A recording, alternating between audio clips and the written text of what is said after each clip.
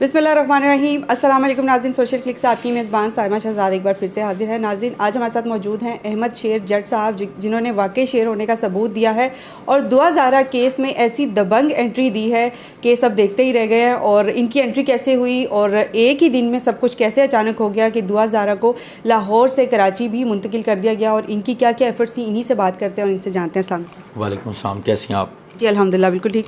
Sir ये बताइएगा नाज़रीन को कि एक ही दिन में आपने वो काम कर दिखाया जो कि इंतहाई मुश्किल लग रहा था, और उस बारे में चहमगोई हो रही थी कि दुआ ज़ारा कराची जा ही नहीं सकती और उसका दोबारा मेडिकल पंजाब में होगा, और ये दरख्वास्त भी दे दी गई थी। इसके बारे में बताइए और आपकी एंट्री कैसे हुई ये बताइएगा ज़रा। असल में मैं भी आप लोगों की तरह इस सारे केस को कवर कर रहा था, मतलब अपने एंगल से जो ये केस चल रहा था इसके ऊपर कानूनी बात होती थी, तो मैं अपने यूट्यूब चैनल के ऊपर लीगल्स के ऊपर कर रहा था।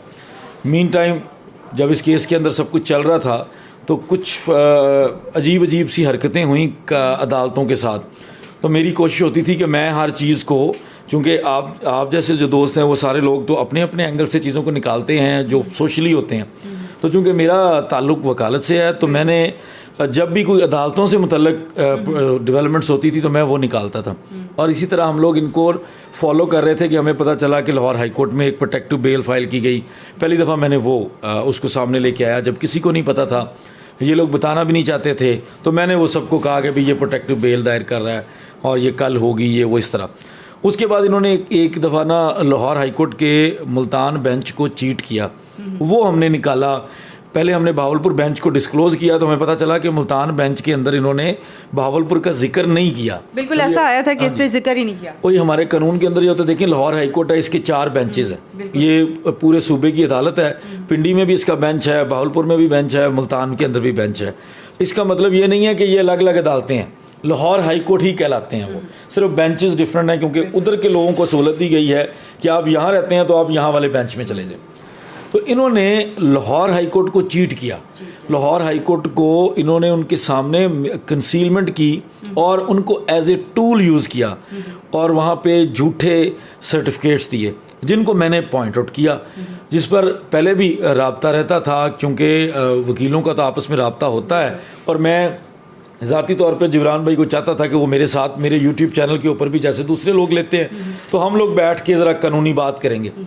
मीन टाइम उन्होंने मुझे कहा कि आप हमारे साथ हमारी टीम में आ जाएं, तो मैंने कहा जी बिल्कुल ठीक है। ये उस वक्त कहा गया जब दुआ ज़ारा लाहौर में थी और ये प्रोटेक्टिव बेल ली थी इसने मुल्तान से, जिस पर मुझे उन्होंने कहा कि आप भी हमारी लीगल टीम को ज्वाइन करें, क्योंकि ज़ाहिर है एक बंदे का हर जगह जाना मुश्किल होता है।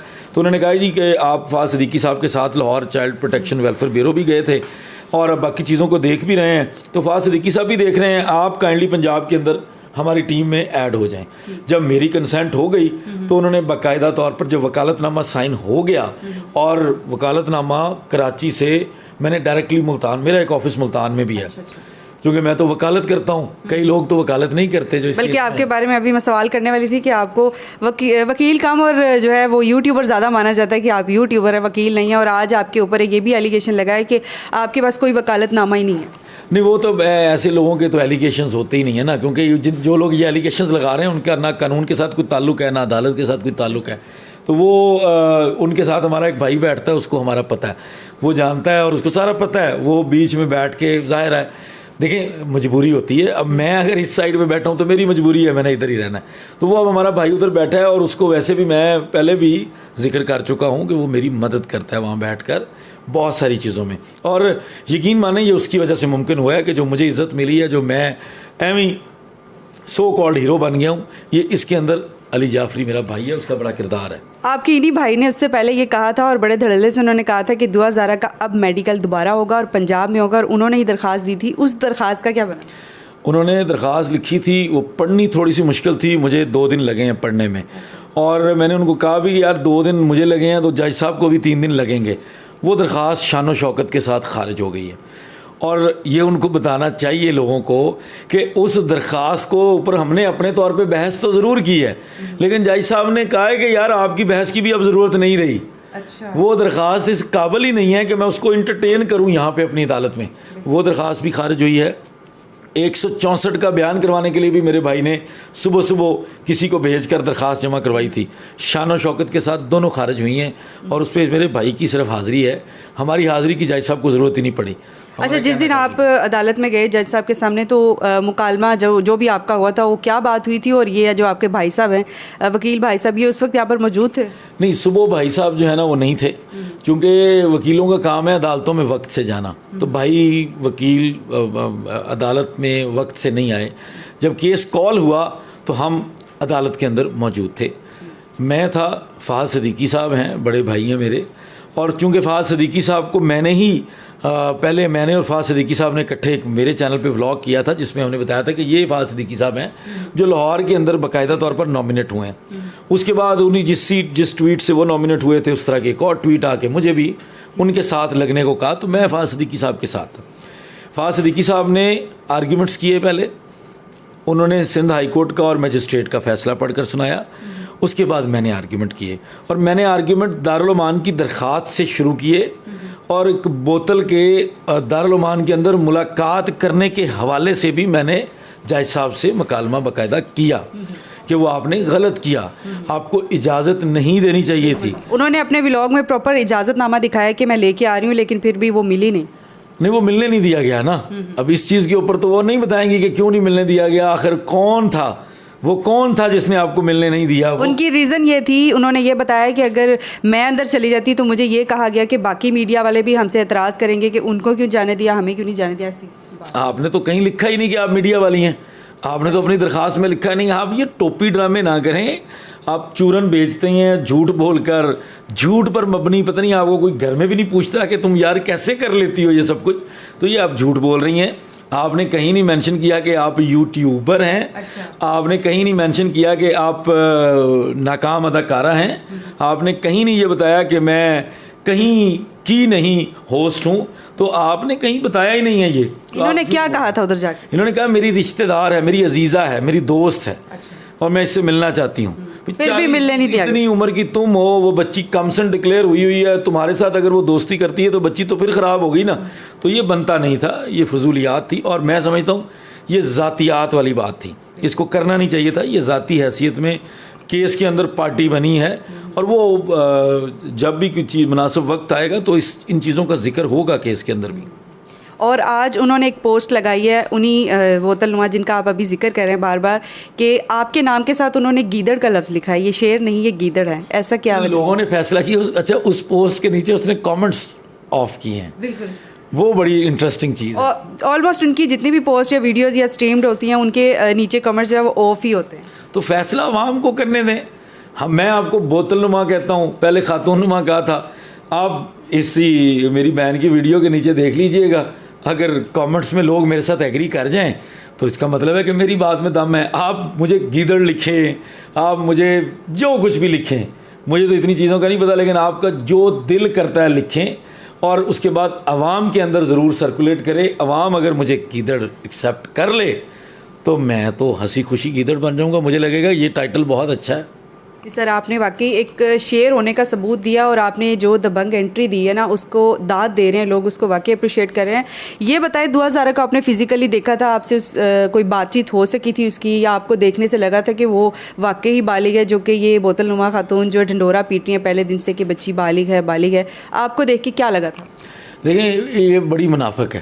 اپنی اس کی عمر زیادہ ہے اور کم بتاتی ہے, اس بچی کی عمر کم ہے اور یہ زیادہ بتاتی ہے, تو بڑی اس کی منافقت ہے. دوسرا یہ کہ دیکھیں, اصولی طور پر نہ میرا ملنا بنتا تھا, نہ میرا کوئی کنسرن تھا اس بچی سے. میں تو یہ بھی نہیں کہہ سکتا کہ میں ایز اے وکیل ایک کم سن بچی سے مل رہا ہوں, بنتا نہیں تھا.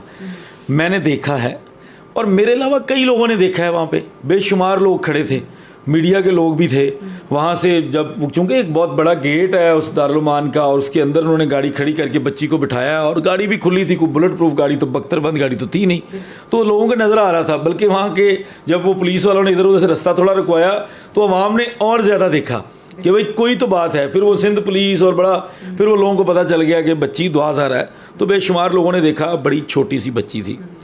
میں اس سے پہلے بھی ایک دفعہ میری نظر پڑ چکی ہے عدالت میں, لیکن میں اگین کنفرم میں شور ہوں کہ بڑی چھوٹی بچی ہے.